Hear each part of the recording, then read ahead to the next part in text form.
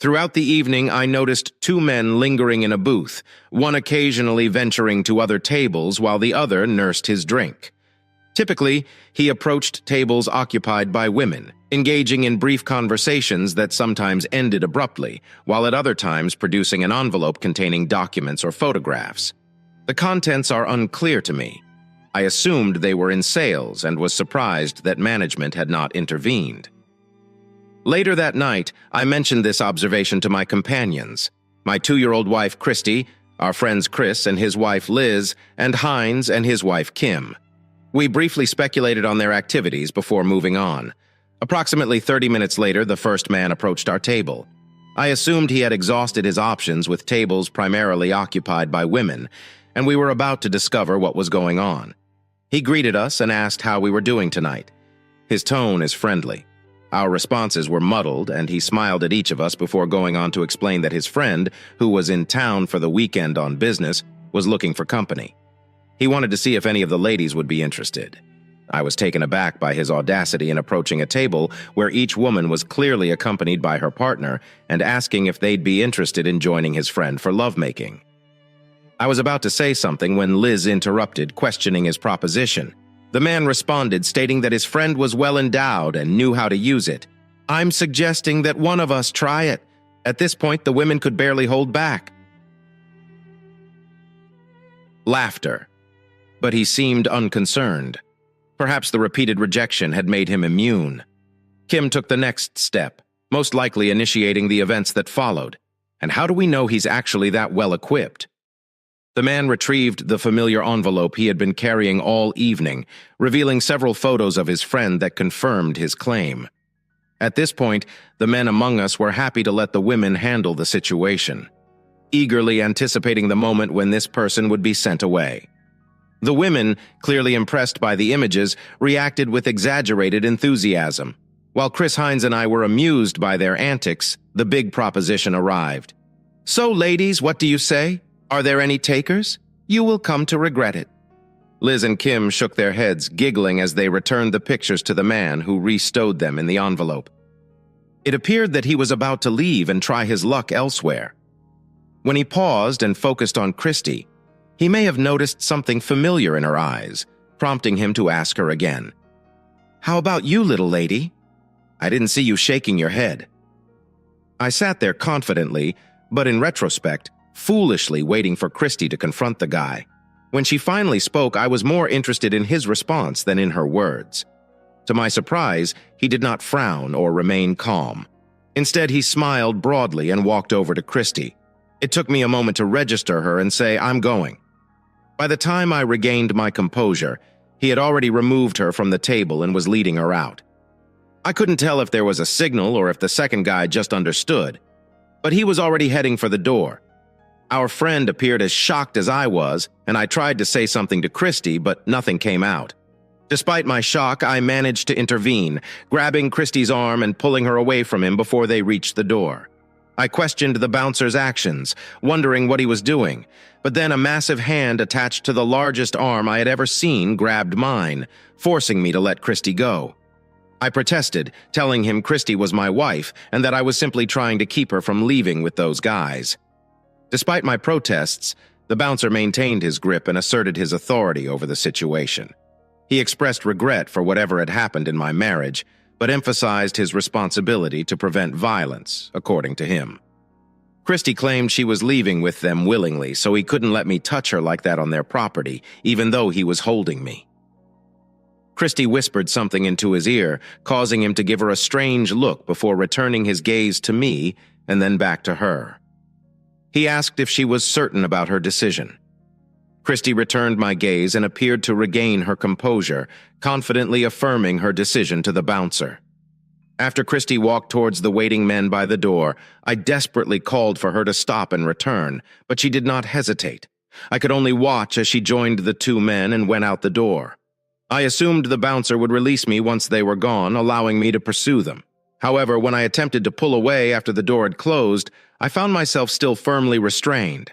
I protested, asking why he was still holding me when they had left the property.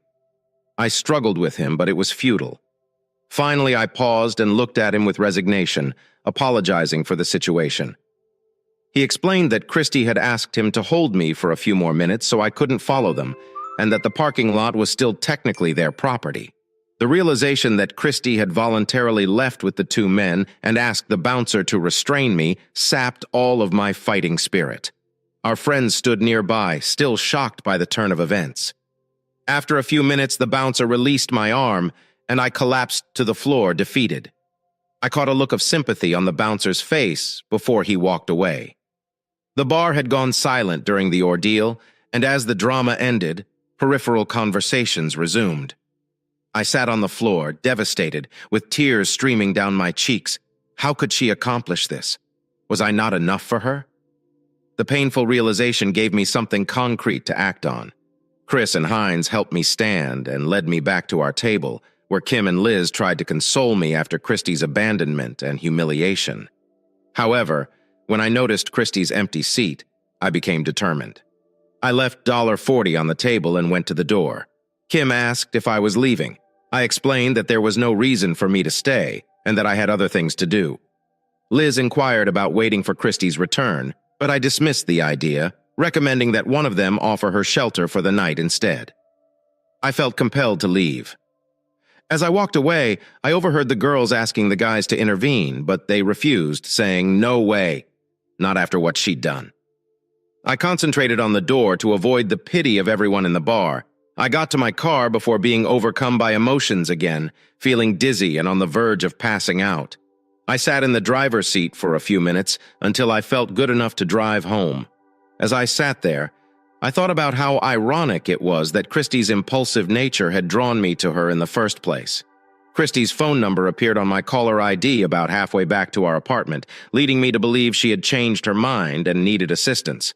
I answered the phone without greeting and went right to offering assistance. Unfortunately, I was mistaken. I asked where Christy was and offered to come get her, requesting the hotel and room number. Sensing she didn't want me to go into the room, I changed my strategy, suggesting she flee and I would pick her up outside. She explained that she was not leaving and intended to stay, calling me baby and hoping I understand. She emphasized that it wasn't about me or her feelings for me, but something she needed to do. I begged her to reconsider, but she insisted she had to go ahead with it, promising it would not harm us. And it was only once. At this point, I felt numb. Not only had she walked out on me in front of our friends and an entire bar, but she had the audacity to call me and ask if I was fine with it. I could not believe how she was treating me. I realized there was nothing to fight for. So I told her I understood. I meant it very differently than she thought. She expressed excitement and thanked me. She promised to show me how much she loved me, once she had finished that. The call ended, and all of my sadness and depression dissipated. I had blocked out the love I felt for her just a few hours before, replacing it with a grim determination to move on. When I got to my apartment, I unpacked my luggage. We each had our own set from before we got married, so I spread all 3 suitcases out on the bed. We didn't have much stuff, and I had far less than Christy did. I thought it would all fit in these 3 cases, but if not, I was confident that whatever I needed to leave behind would not be missed. I took my time. I had no intention of just disappearing.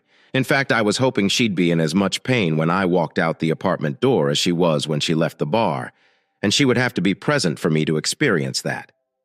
I had 2 suitcases full and was halfway through the last one when I heard the front door open and then quietly close.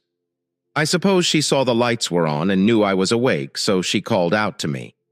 I told her to have a good time, but her response sounded like she had just returned from a party, indicating that my sarcasm was not clear.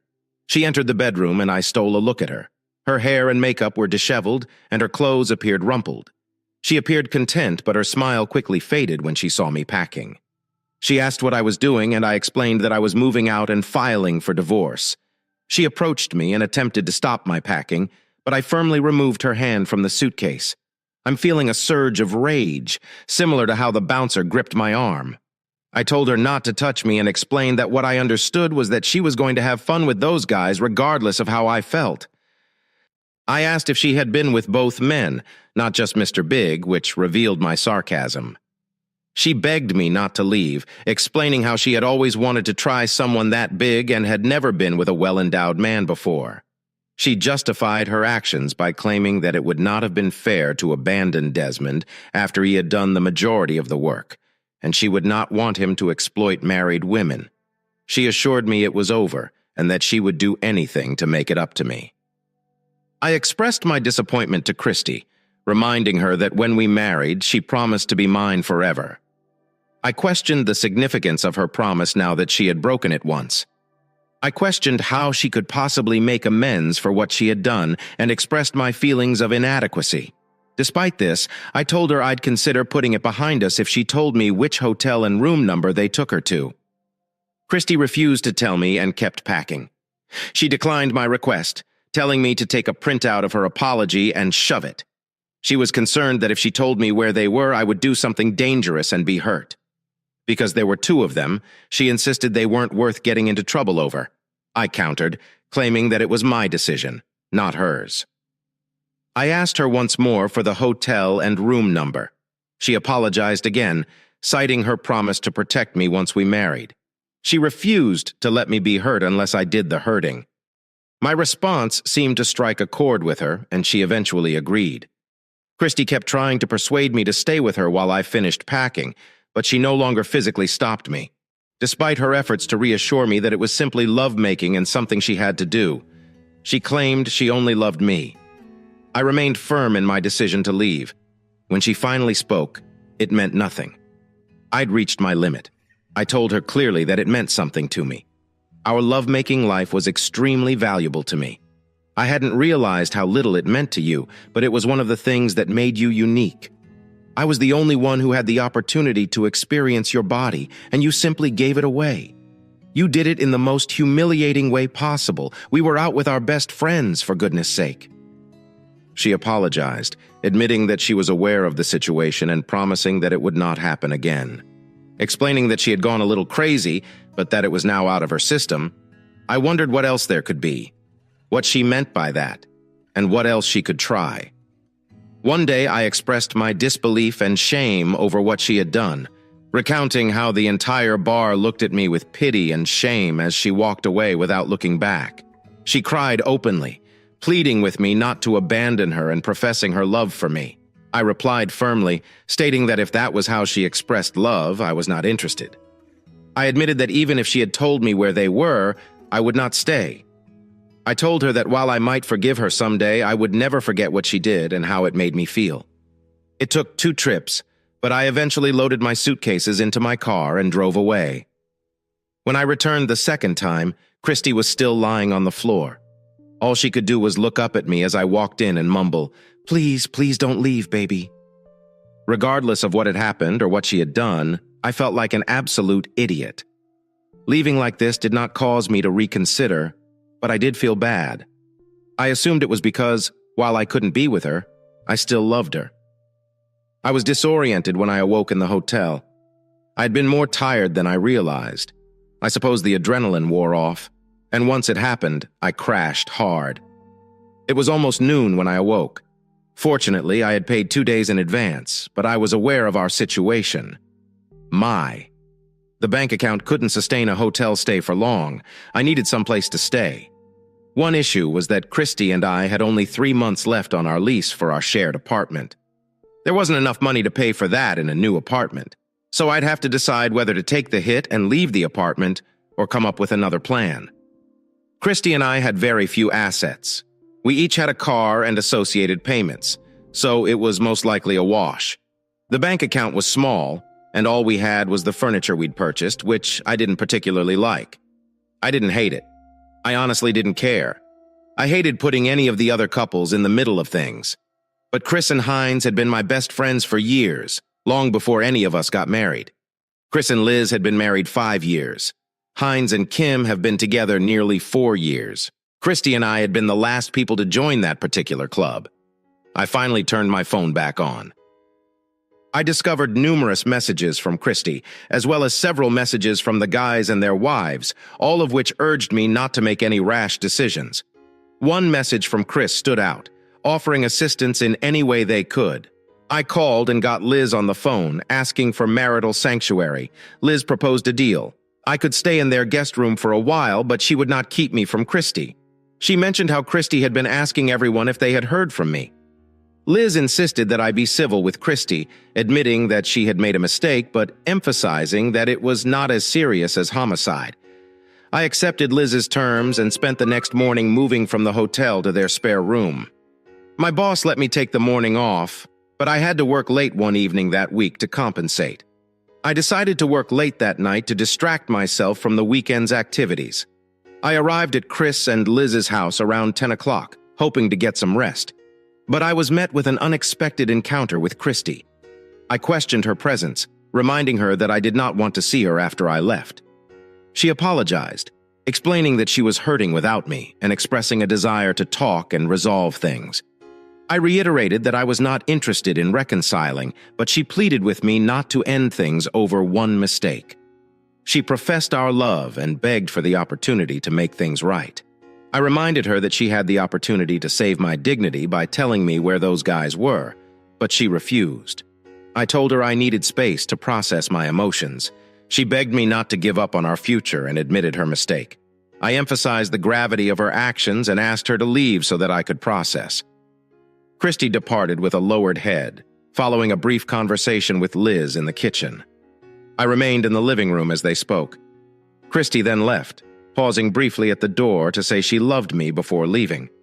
My resolve weakened, and I sank onto the couch.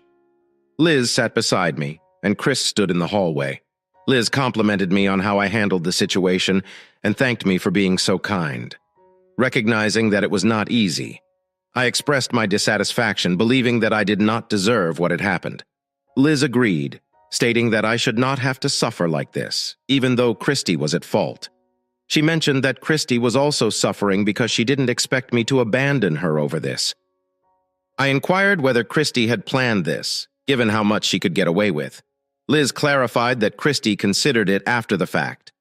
I asked what Christy had told her. Liz explained that Christy had cited the temptation of being with someone wealthy as the motivation for her actions. She assured me that Christy had not intended for me to be held back by the bouncer. This revelation infuriated me. Was the lovemaking at least terrible? Do you want me to sugarcoat it or be honest? I suppose that answers the question. Never mind. But Henry, as satisfying as she claims it was, she refuses to trade what you two have for that. It was only one time, and it meant nothing to her compared to her relationship with you. But she did trade me for that. She had no idea that was what she was doing. We all make choices, and when we do, we choose the consequences, even if we didn't expect them. You're correct. But after reflecting on her actions, she remained optimistic that you two could overcome it. She figured if she handled it casually, you'd eventually forgive her. Kim, I hope so too. But Chris and Hines disagreed. I guess they were correct. Liz, they know me well. I can't see any way out of this. She was deliberate in her interactions, leaving right in front of me and restraining me so she could escape. Then she called me to ask for my approval. She had numerous opportunities to notice that I wasn't okay with this, and she always chose against me. I understand it may appear that way, but she was not thinking clearly. It felt like a moment of temporary insanity. Haven't you ever done something similar and lost sight of the consequences? Liz, I appreciate you advocating for her. I understand you two have become close friends, and I wouldn't expect anything less. You're also my friend, Henry. I understand how much you care about her. Nonetheless, this isn't like when I stayed up all night playing video games instead of writing a history essay. We're adults, and it's clear that her actions would result in the outcome we're experiencing now. You are correct.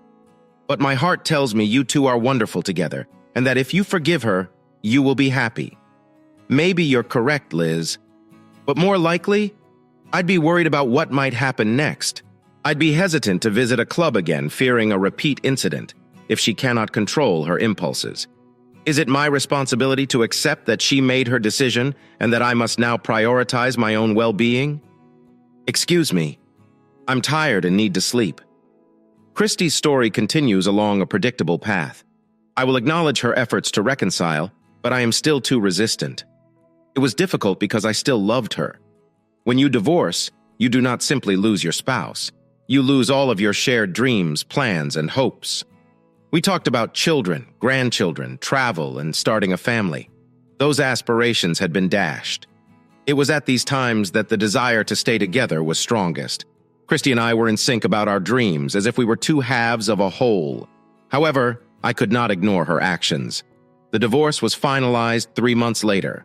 Christy asked for one final conversation. I agreed to listen unconditionally. Following the hearing, Christy and I met in a private room where she apologized. She apologized for her actions, emphasizing that they did not reflect her love for me. She apologized again, saying she'd regret it for the rest of her life. I responded by expressing my own regret, saying I regretted meeting her, proposing to her, and marrying her. I informed her that I was moving on. Christy accepted my decision, expressing her contempt for me and wishing that I would use my brain to make decisions rather than acting on impulse. I was choked up but remained silent. I regret the situation more than my decisions. I left the room and we never spoke or touched again.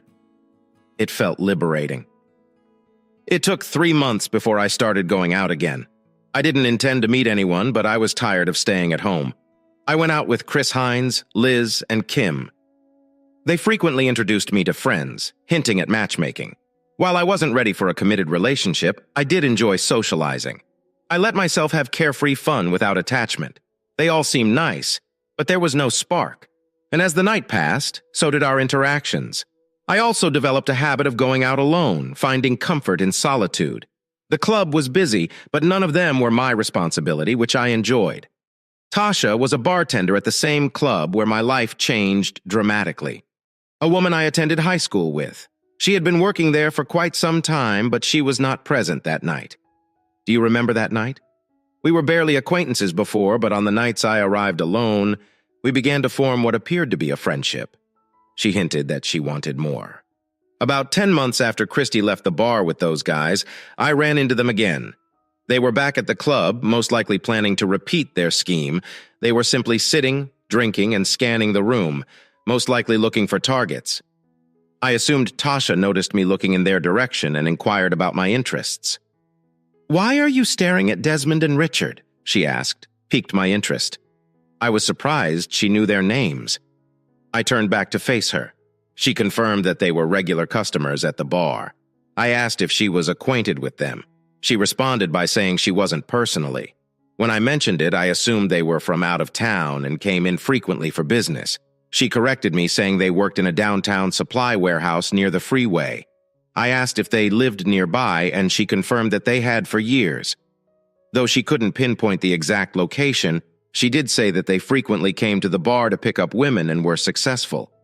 When she mentioned Richard's good looks, I was surprised to learn that the bar was a popular pickup spot.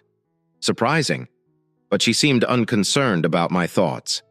I inquired whether the bar had a large number of single women. Tasha responded that they did okay, mostly in groups. However, the guys did not limit themselves to single women. They seemed to prefer married individuals. I tried not to be angry about this revelation while expressing my concern. I mentioned that it sounded risky. Tasha reassured me, saying she doubted the husbands ever found out because the men were not the bragging type, and the wives were usually quiet about it. She didn't seem concerned about the situation, seeing no harm in it. She reasoned that wives got to have fun while husbands remained unaware. So it did not harm them.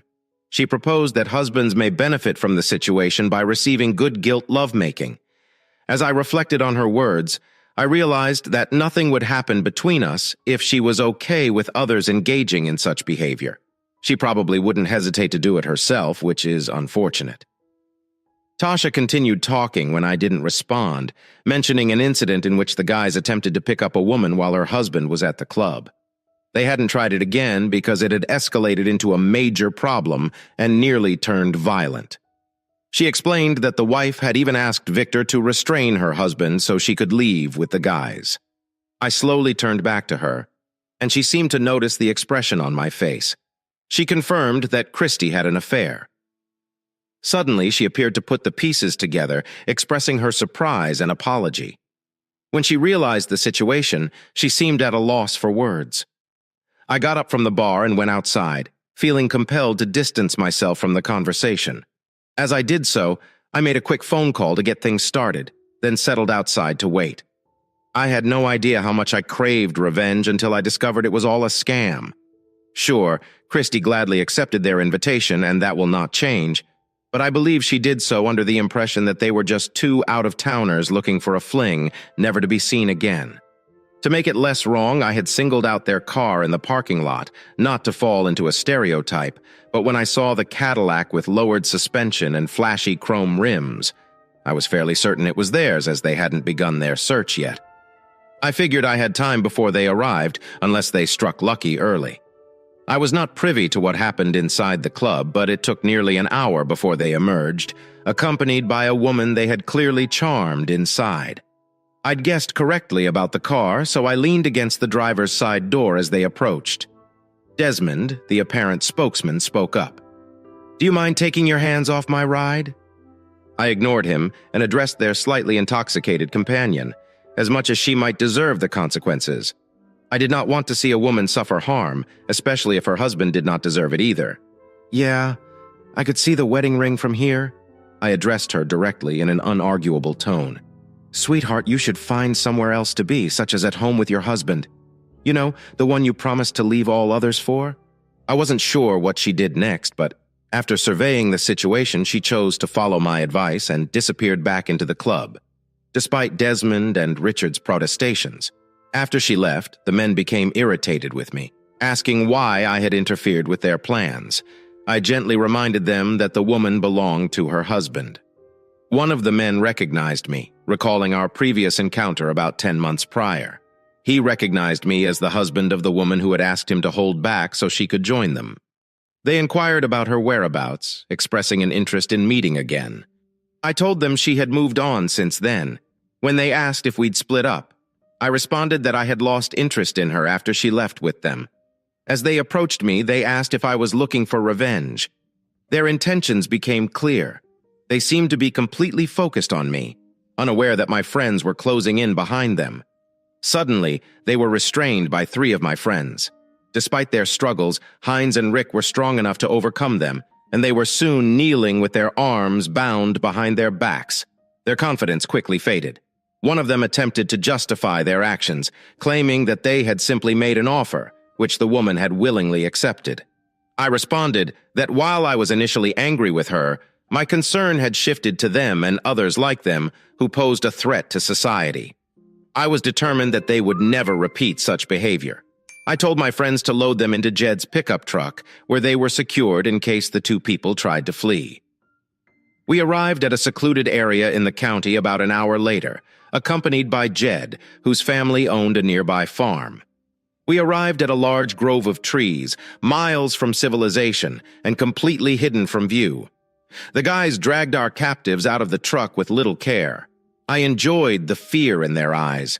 They probably never imagined that their casual lovemaking would put them in this situation. They, like Christy, were facing unforeseen consequences. So, in a lighthearted tone that hopefully disguised my seriousness, I discussed the best way to rid society of its carnivorous behavior. I expressed my thoughts on how to deal with them, including the possibility of castration followed by release, which horrified them. I mentioned the potential complications if they sought medical attention following such an act. They all agreed on this point, but my friends Desmond and Richard remained silent. I then mentioned the alternative option of killing them both in order to eliminate any witnesses. While Desmond appeared horrified, Richard's expression suggested that he would prefer to die than live without his manhood. I commented on the absurdity of measuring one's self-worth by the size of their gonads. Desmond attempted to justify their actions, claiming that they were simply making love and that the woman had previously been with other men. I rejected him. I stated that my concern was no longer with her, but with them. I expressed my dissatisfaction with men like them who believed they could seduce married women without consequences. I believed it was time for them to learn a lesson and set an example for others. I motioned for the rest of the gang to join me in a private huddle nearby. The goal was simple: intimidate the creeps. Truthfully, I'm not a violent person, and while I wanted to hurt these guys, it wasn't my true intention. At least not permanently. We kept them on edge for about an hour, convincing them that we had reconsidered taking their lives or maiming them. When we returned, their fight appeared to have drained away. I informed them that my friends had persuaded me not to take their lives or castrate them. Instead, I explained the consequences. They would take a severe beating. I stated unequivocally that we would provide each other with alibis, but warned them that if any police inquiries were made, they would face the initial options.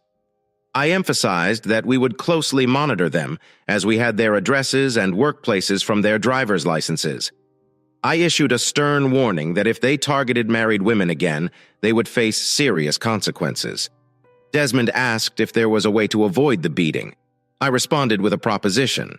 I suggested that they avoid the punishment by performing a specific act. Desmond eagerly agreed to the proposal in the hopes of avoiding the beating, which they did receive. With 10 of us, we vented our frustrations on them.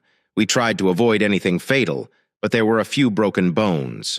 We avoided breaking ribs because they could puncture the lungs. At the very least, they will recall this for a long time. We drove them back to town and dropped them off on the curb near a hospital, avoiding the parking lot and any security cameras. The next morning, we made headlines as 2 victims of an assault by unidentified assailants, possibly during a failed robbery. The cases went cold when the men claimed they didn't recognize their attackers and thought it was a random incident. And now, a year has passed since that dreadful night. Somehow, I avoided becoming completely distrustful of all women. But it has not been easy. Christy is said to have recently met someone and begun dating. It's early days, but the results appear to be promising. Desmond and Richard appear to have vanished. At least they are no longer employed at the warehouse, and their apartments are vacant. I believe they are operating their scheme in another city. Sometimes I wonder if I should have dealt with those 2 creeps permanently. It crosses my mind frequently, and I sometimes regret my decision. I eventually had to find another hangout spot. Tasha became more assertive, and my polite refusals failed to deter her, so I was forced to tell her that nothing would happen between us because she saw nothing wrong with a wife cheating on her husband. She tried to persuade me that she wouldn't do it herself, but I simply didn't believe her. I'd rather have 2 dogs than date her. I haven't made any plans yet, but I'll eventually resume dating. Thank you for sharing your story. Here is the next story. When I got home from work on Wednesday evening, Linda, my wife of a decade, was waiting for me. She motioned for me to sit at the table, signaling the beginning of what I expected to be a series of unpleasant conversations based on what I had read. She took a deep breath, expressed her love for me, and assured me of her commitment to our marriage. But her next words took me off guard. She wished to take a lover. I braced myself, unable to understand her desire to pursue someone else despite claiming to love and cherish our relationship. So let me get this straight, I said. You claim to love me and want to protect our relationship. You're proposing to be intimate with someone else. That's putting it rather bluntly, she said. I've met someone I'd like to have a physical relationship with. It would only happen on occasion, and I promise to be open about it. If you truly love me as you claim, you'll give me this freedom because I believe it won't hurt my feelings for you. Her words stung, and I struggled to understand her reasoning. Linda, on the other hand, appeared unfazed, even smiling as she went on.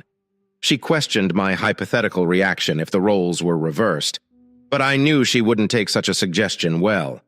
Despite my reservations, I tentatively agreed to consider her proposal, with the caveat that it would not jeopardize our relationship. She exclaimed, "Bull crap!" You would have flipped out if I'd mentioned it. I scoffed, taking her off guard. She appeared surprised, saying, I didn't expect you to react like this. I assumed your love for me would enable me to pursue something so important to me. What you're smoking must be illegal. Did you think I just said you could go sleep with this guy instead? Do you expect me to sit at home while you spend the weekend with him? Maybe I didn't think things through properly. What do you think? I replied. Yeah, I didn't really think about everything, including your feelings. If I say no, will you still go through with it? She inquired uncertainly. I do not know. I didn't expect you to refuse. I did not think this through. Very well, she admitted. Tell me what? Give me a few days to think it over. Let's meet Sunday afternoon after I've had some time to think. You totally caught me off guard tonight. I went to our bedroom and began moving my belongings to the guest room. What are you doing now? She asked. I'd rather not share a bed with someone who is preoccupied with someone other than me. I responded by slamming the door once I was in the guest room. Sleep was elusive, but I devised a plan. I also concluded that if she followed through, we were done. The next day, I left for work at my usual time without speaking with Linda. I called my workplace and asked for 2 days off for personal reasons. Then I went out and bought 3 voice-activated recorders. I strategically placed them, one near the phone, one in the bedroom, and one in her car. In addition, I acquired a phone tape recorder and installed it on our phones. My next stop was the cell phone company with my name on her account. Obtaining a copy of her phone charges was simple while she was still at work. I looked into her email accounts. I stumbled upon one I was not aware of, but the password was simple. There, I found a wealth of information. Fortunately, knowing that she hadn't been intimate with him yet, I set it up to discreetly forward any emails from that account to me. My plans for the day also included obtaining a pair of GPS locators that are small and easy to conceal. I planned to put one in her wallet, assuming she kept her cash and cards, and the other in her car. It was a busy day, but everything lined up for me to keep an eye on her. The only thing missing was her cell phone. I hoped to retrieve it in the evening, along with planting the GPS devices. Upon checking her emails, I discovered a correspondence between her and Frank Jones, a colleague whom I intended to retaliate against. The emails confirmed their plans for the upcoming weekend, rendering my objections futile. On Friday, I consulted a highly recommended divorce lawyer, instructing him to initiate proceedings, citing adultery with Frank Jones as the co-defendant. My lawyer assured me that with sufficient evidence, suing him would be straightforward. Armed with email exchanges, phone records, and soon-to-be audio recordings, he commenced the legal process promptly. When Linda returned home that evening, I remained silent and distant. As she prepared dinner, I left for a bar to eat and have a few drinks. Upon my return, she attempted to engage me in conversation, but I brushed faster, retreating to the guest room and slamming the door shut. The only chance she had to salvage our marriage was to cancel her plans with Frank, but I doubted that would happen. I gave her the cold shoulder for the remainder of the weekend until Sunday afternoon. I informed her it was time to talk, and we settled in the seats in the kitchen. I took the lead, expressing my profound dissatisfaction with her request. After much contemplation, I couldn't find any way to reconcile myself with it. Despite her assurances that it wouldn't affect our marriage, it's already taken a significant toll. She seemed visibly angered by my stance, suggesting that if I considered her perspective, I might be more understanding. I attempted to see things from her viewpoint, but I couldn't foresee any positive outcomes. Therefore, my answer had to be no. "How can you be so selfish if you love me?" she retorted. "I'm not the selfish one pursuing a sexual encounter with someone else. Seems to be the epitome of selfishness to me," I replied. "What if I go ahead with it anyway?" she pressed. "There will be serious repercussions for any infidelity. We both made vows of exclusivity 10 years ago," I reminded her. "I know, but this is something I feel compelled to do," she insisted. "Then I suppose our discussion is concluded." "You need to seriously reconsider your actions," I declared, rising from my seat and exiting the house. I took my laptop to a Wi-Fi spot and began monitoring their email exchanges. She was furious, but determined to proceed regardless.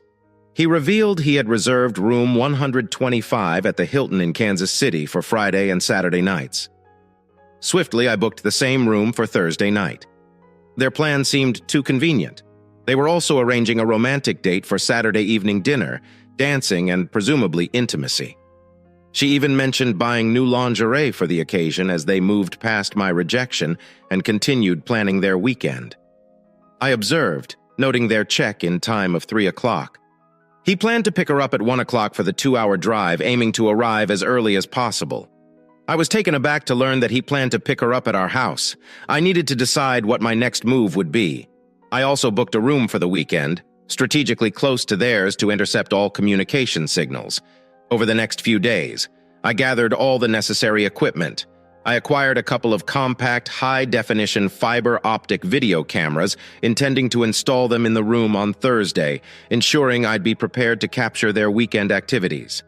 This evidence would serve as potent ammunition for my divorce case. Throughout this time, I completely ignored her. But Wednesday marked the final reckoning for her. I decided to give her one last opportunity if she chose Frank. Our marriage was over. I asked her to join me at the table for a conversation. Despite her apparent reluctance, she obliged. I urged her once more to reconsider, emphasizing the damage her decision would inflict on our marriage. Disregarding my plea, she affirmed her intention to proceed with Frank with a heavy heart. I realized she had chosen him over our relationship. I stood up and left the room, slamming the door behind me as usual. My marriage was now irretrievably broken, and someone would pay for it. Thursday morning, I went to work and arranged to have the afternoon and the following day off, explaining to my boss that I was finalizing plans to divorce Linda. He expressed his support and granted me the time I needed. That afternoon, I drove to Kansas City, checked into their room, and installed all the surveillance devices, meticulously ensuring they were operational.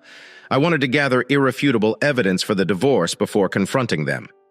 Upon returning home, I contemplated the demise of my marriage, realizing I had one more task to complete. I stopped at a store and purchased a small can of pepper spray, intending to disrupt their romantic date. When I arrived home, Linda was standing in the kitchen. She looked at me expectantly, but I walked past her in silence, slamming my door once again. Linda entered my room, attempting to be amicable. I rebuffed her, instructing her to preserve her friendliness for Frank because I didn't need pity. Ignoring her, I turned away, prompting her to leave. Despite fitful sleep that night, I ensured everything was in place to end this situation. Friday morning, I rose at the usual time and left without uttering a word to her at the lawyer's office. I signed the necessary papers informing him that I'd have all the evidence by Monday and requesting that she be served at work that afternoon. I also asked that papers be served to Frank simultaneously, as I was suing him for alienation of affection. Checking Linda's GPS, it indicated she was at the hair salon. Upon returning home, I searched her suitcase and discovered her new, alluring underwear. Regrettably, it wasn't for me. Wearing rubber gloves, I retrieved the pepper spray and discreetly sprayed her underwear and bra cups before returning them to the suitcase. It was time for some fun. Next, I went to the bank and closed all our joint accounts, transferring the funds to a new account. I then canceled all the credit cards with both our names on them. After a satisfyingly thorough warning, I returned home to bid farewell to my wife. It was 12:30, and I knew she'd be preparing for a rendezvous with her new beau. Upon entering the house, Linda was nowhere to be seen, so I assumed she was upstairs getting ready with resolve. I ascended to her room and entered. She stood there, clad in a set of sexy underwear I had once gifted her as she moved to cover herself. I stopped her, noting I had seen it before with a new hairdo, flawless makeup, and lingerie. She looked stunning. I couldn't resist speaking my mind. "You look amazing. It's a shame you don't put in this much effort for me," she responded. "It's not like that. I just want to make a good impression. You seem more concerned about what he thinks than you've ever been about me," I remarked. "I just wanted to feel sexy today," she explained. "While you certainly looked sexy, you know I loved you with all my heart," I countered. "We made vows to forsake all others. That meant something to me, but apparently not so much for you." Approaching her, I gently removed the rings from her left hand. "I gave you this ring on our wedding day. The engagement ring belonged to my mother, so I'll keep it for the same reason. But I won't tolerate you wearing these while you're with someone else." Stunned, she remained silent as I continued. "I won't be here when he arrives, but he can't come into my house. If you cross that line, there will be consequences. I'll be watching." "Why are you doing this?" she protested. "Because you've betrayed our love," I replied coldly. "I hope this weekend is worth it." With that, I turned and walked away from my soon-to-be ex-wife, ignoring her cries as I left parking down the street. I kept watch. I ensured I parked where Linda could spot me if he entered the house. I risked going to jail, but the impact on them would be far worse. Soon enough, his car pulled up. He approached the door, rang the bell, and Linda emerged with her suitcase, immediately wrapping her arms around his neck for a passionate kiss. As he picked up her suitcase, she shot me a smug grin, then sat beside him in the car, flashing another smug look as they drove past. I responded by flipping her off, causing her smug expression to vanish.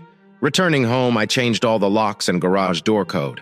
After grabbing the suitcase I'd already packed, I headed to Kansas City, checked in, and set up my laptop in my room. The camera captured Linda unclothed in bed, indicating he'd already had his way with her, and it was evident he hadn't lasted long. Emerging from the bathroom, he too was unclothed, revealing his diminutive size, prompting laughter from me as he approached the bed ready for another round. Linda smiled and embraced him, but I couldn't help but chuckle as she reached for his small member. It was clear she wasn't accustomed to such a lackluster performance. Her frustration was apparent as he struggled to satisfy her, and it seemed she would return home dissatisfied, only to be kicked out the next day. He made several unsuccessful attempts while she remained unfulfilled, much to my amusement. Satisfied with the outcome, I left to grab dinner and a few drinks. Feeling vindicated, I set everything to record, gathering evidence for my lawyer and to underscore her poor choice in partners. Upon my return, he was asleep and she appeared even more frustrated. Despite the initial pain of losing my wife, this situation was becoming rather amusing.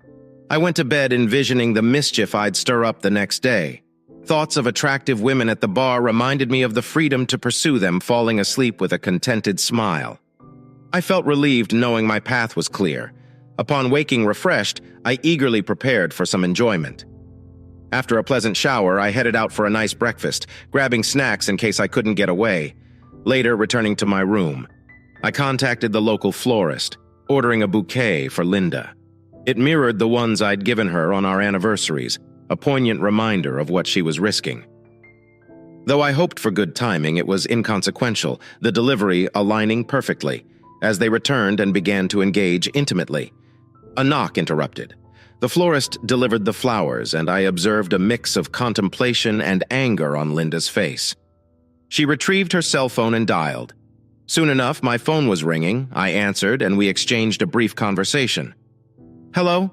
How are you doing?" she inquired. "Not worth a crap. My wife is out with some other guy while I stew in anger," I responded bitterly. "Why do you ask? It's not like you care." "Well, I just received a bouquet of flowers similar to what you usually get me for our anniversary. I wanted to know what you were up to," she explained. "I don't understand how you could think I did that. Firstly, you and your brilliant boyfriend kept me in the dark about your whereabouts. Secondly, if I had sent you flowers, they wouldn't have been pleasant. The card would have been scathing." Addressing my cheating wife, I retorted, "And you, little Frankies? Maybe they'll give you a glimpse of what you're sacrificing." I noticed her stunned expression as I turned off my phone. She attempted to call again, but of course there was no answer. After a few more attempts, she gave up. She informed him of my words, and he reassured her that I'd come around. However, I knew I wouldn't until I read myself off her. Though she initially resisted his advances, she eventually relented. I seized the opportunity to order Linda's favorite pizza for delivery. The pizza arrived just as he was mounting her again. He grew irate and refused to pay, but the delivery person confirmed the room number and his cell phone number. Threatened with police involvement, Frank reluctantly paid up. They opted to have a meal since they had already paid for it. After enjoying their lunch, they conversed for a while. However, Frankie quickly resumed his advances, as things heated up between them. I phoned the sandwich shop and ordered her favorite sandwich for delivery. He had been engaged in intercourse with her for about a minute when the sandwich arrived. Upon seeing it, Linda speculated that I must have discovered their location. He was incredulous, but she recounted my suspicions about her new partner crack-on, suggesting that I might have hacked into her email. She praised my intelligence, though he seemed unconvinced. Despite this minor hiccup, they decided to get dressed and go out for a while, planning to clean up upon their return and prepare for their romantic date. She assured him she would make it up to him later as they departed. I couldn't help but laugh hysterically.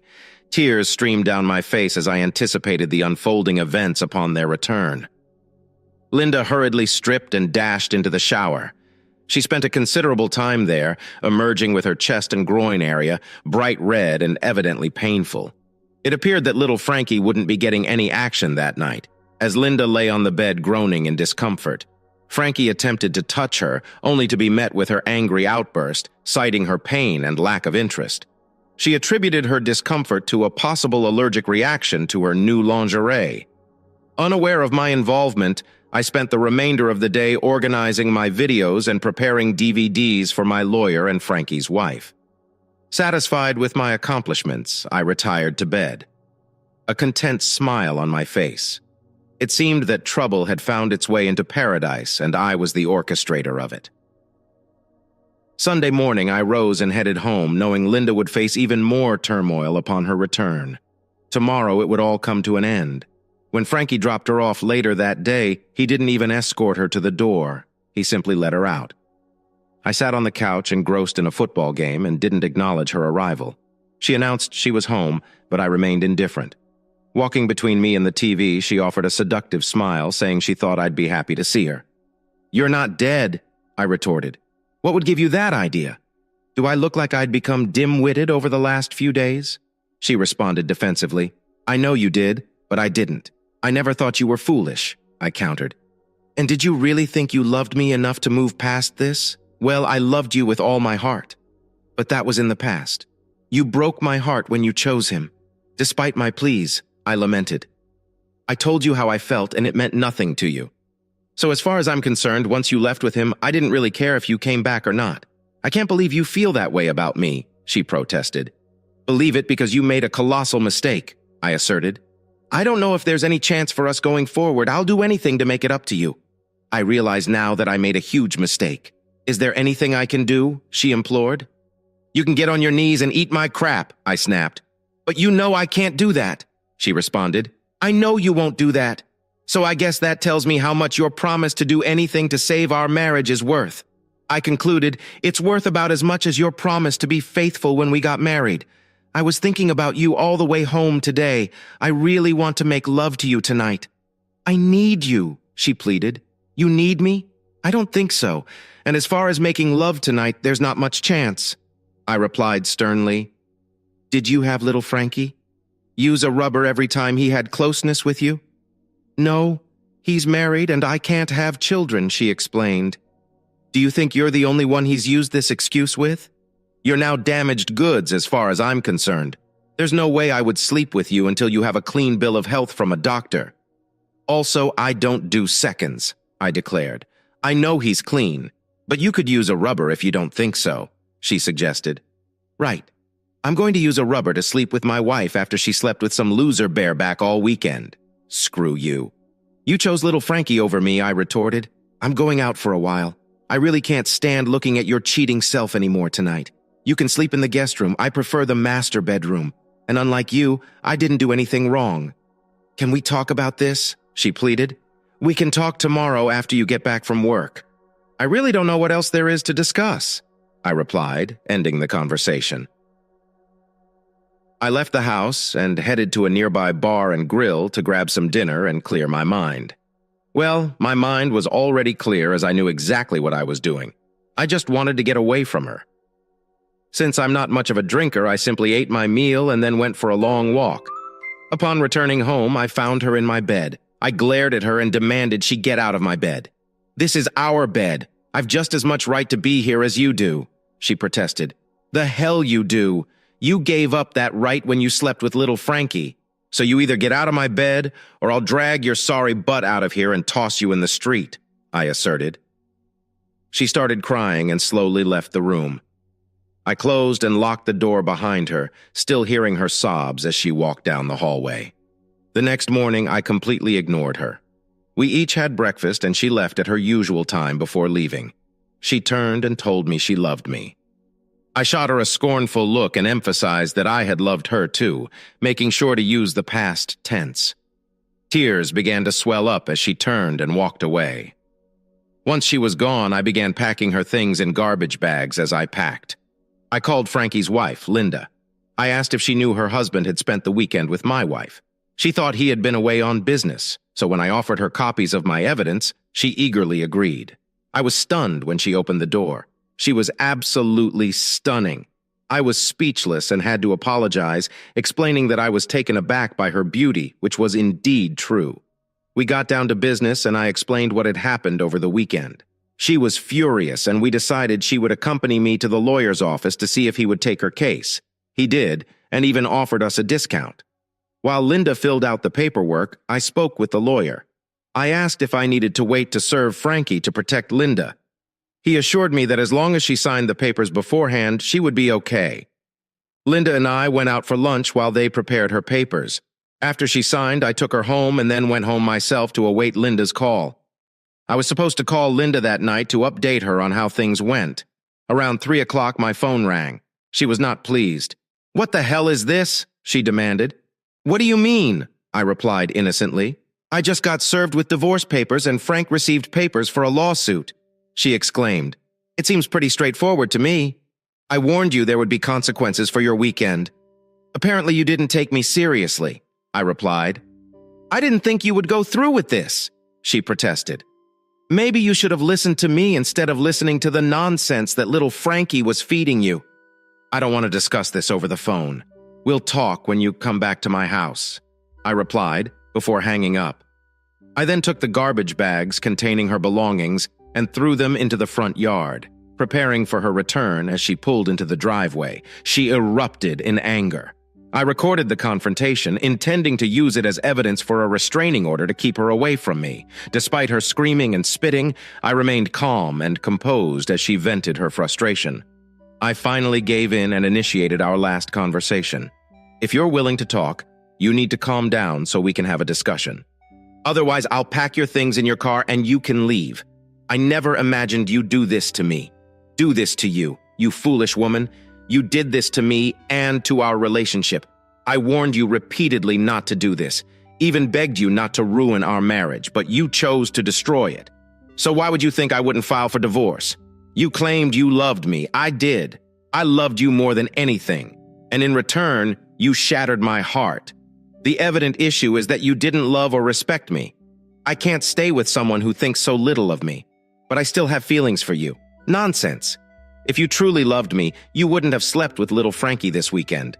Why do you keep calling him little Frankie? Because I had video cameras in your room and recorded the whole weekend. It's obvious why I call him little, the moment I saw his pitiful size."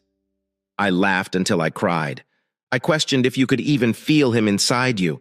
"I noticed you weren't climaxing like you do when we're intimate. We don't just have sex, we make love. That's the significant difference. I agree, what we had was genuine love. You're probably going to miss that. Look at it positively. Now you're free to be with anyone you desire.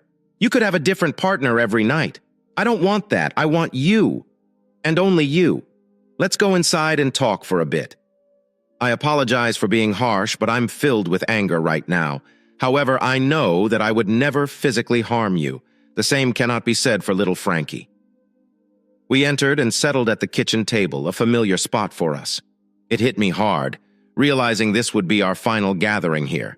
We sat together as she initiated the conversation. This time, I urged myself to stay composed and avoid speaking harshly.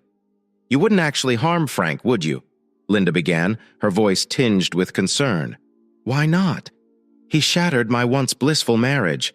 I believe he should face consequences beyond my lawsuit and his divorce," I responded, my tone firm. "He's not getting a divorce. His wife agreed to our arrangement and allowed him to proceed," Linda countered, hoping to present a different perspective. "That's just a tactic to vilify me and win her over," I argued, skeptical of their motives. "I spoke to his wife this morning and shared my evidence. Now we share a lawyer who even gave us a discount," Linda informed me, revealing her proactive steps. "I wish you had been truthful.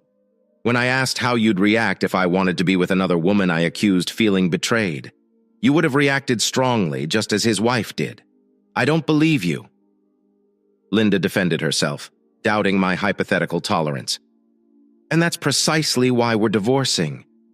I no longer care about your beliefs. When you call him later, you'll find he's also been ousted," I declared, sealing the fate of our marriage. "So you're really kicking me out?" Linda asked, seeking clarification on her immediate future. "Since the night you revealed your plan, I've been contemplating in the guest room. Within an hour, I decided on divorce." I explained, detailing my decision-making process. "Why didn't you inform me beforehand?" Linda inquired, puzzled by my silence. "I doubted you'd stop. It would have only angered you. Despite explaining my feelings several times, the choice had to be yours," I reasoned, highlighting the importance of personal choice. "I saw in your emails that my words meant nothing to you." Confirming my decision, Linda shared, revealing the final straw in her decision. "I signed the papers the following Friday while you prepared for your date. I can't believe I was that naive," I confessed, reflecting on my delayed realization. "Is there any chance for forgiveness?" Linda asked, her voice softening. Linda, I once loved you enough to consider it, but last night was your final chance and you squandered it. While I might forgive, I can never trust you again. Living with that uncertainty isn't an option. It's best we end it now, I concluded, closing the chapter on our relationship. She burst into tears, but I remained resolute. Unlike you, I've pondered this extensively and always arrive at the same conclusion. I'm divorcing you and I'll make sure little Frankie pays for what he did to our marriage. I declared firmly before you leave. You can contact him and arrange a place to stay. But don't attempt to use your credit cards. They've all been canceled.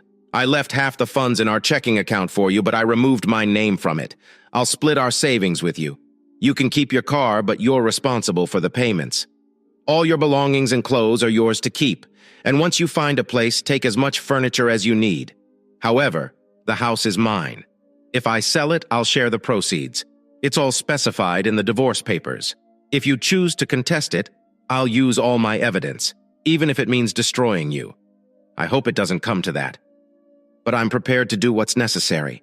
I continued, outlining the consequences of her actions. I won't fight it. This is all my fault.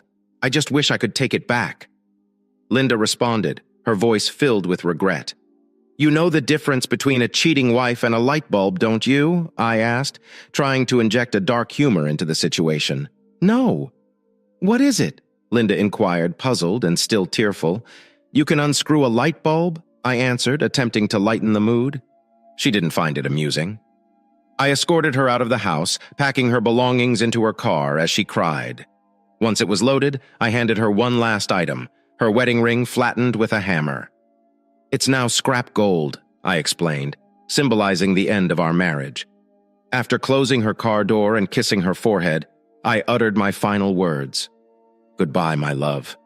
Walking back to my empty house. I didn't watch her drive away. Tears filled my eyes and I cried for another hour until I was emotionally spent. It was time to consider my options. Option 1, drown my sorrows in alcohol. But I disliked the idea. Option to end my life to please everyone. But I refused to grant her that satisfaction. Option 3, stand tall, knowing I was blameless and moved forward. The absence of Linda would be a vast improvement, bringing a smile to my face. Standing upright and still smiling, I called Linda. We made plans for dinner, signaling the beginning of my healing journey. We might become just friends, or perhaps I could find someone better. I contemplated aloud as the memory of her lingered in my mind. Thank you for taking the time to hear today's stories. If you enjoyed listening, please like and subscribe if you have not already. Also, leave a comment below with your thoughts on what transpired. If you have a tale to share with me regarding your own or someone else's circumstance, please do not hesitate to contact me. Take care.